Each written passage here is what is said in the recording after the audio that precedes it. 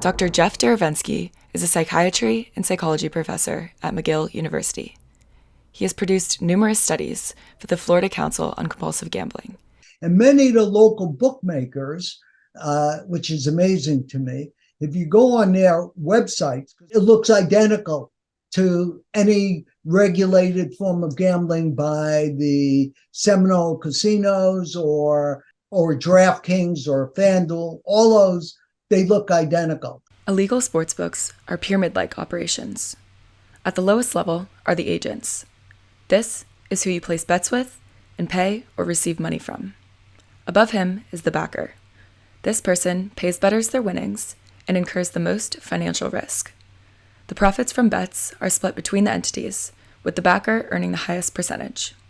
Most of these smaller, pyramid-like businesses, if you will, use websites of offshore operators as a medium for their books.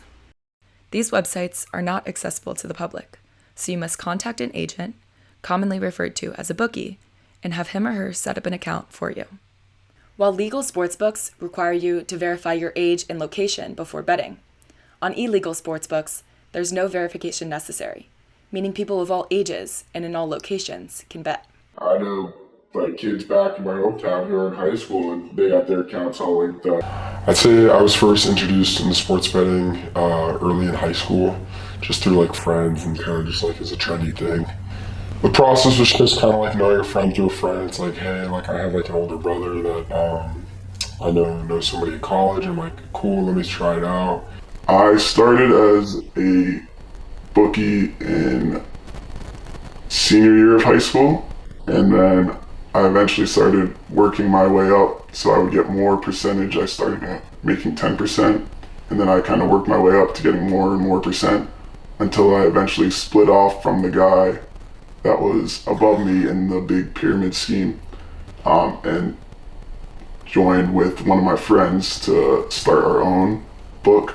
The Unlawful Internet Gambling Enforcement Act, or UGIA for short, prohibits people and businesses from knowingly accepting payments connected to unlawful internet gambling. It requires that payment systems establish and implement policies to block or prevent these prohibited payments. So how, then, are those involved able to place bets and receive payouts? Venmo is the method I use to get the money, or if I lose money, I'll pay through Venmo. Venmo, Cash App. The Venmos, the Cash Apps, those kind of money transfer apps. So if people were to send me Venmos, I would have the Venmos go to my friends instead, and they would just take cash out with their Venmo card and give it to me. And how much did you sell your book for? It was $25,000 split between me and my partner, and then we gave $500 to each of our agents. So I think I ended up walking away with around $10,000. In total amounts wagered, I'm clearing the thousands, probably 5,000. But during my peak, probably last fall, I was clearing probably over $25,000 in total dollars gambled. Per week? Yeah, give or take. Toward the bottom of Venmo's user agreement, it states that it is bound by UGIA and prohibits fund transfers connected to unlawful internet gambling.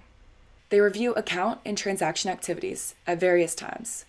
Among other things, the reviews check for suspicious or illegal activities. None of my payments have been flagged, luckily. No, my transfers haven't been flagged, and most people I know haven't had an issue when using Venmo. If it can be flagged and they're ignoring it, yes, the company can get in federal trouble for that. And that would probably be the entity that they would want to go after. The people actually doing it, kind of how Facebook has gotten in some trouble, and Twitter got in some trouble for letting things and on their platforms. And Mark Zuckerberg's had to go do congressional hearings about different types of filters. But that could definitely happen to Venmo, and probably, if it continues, will happen to Venmo.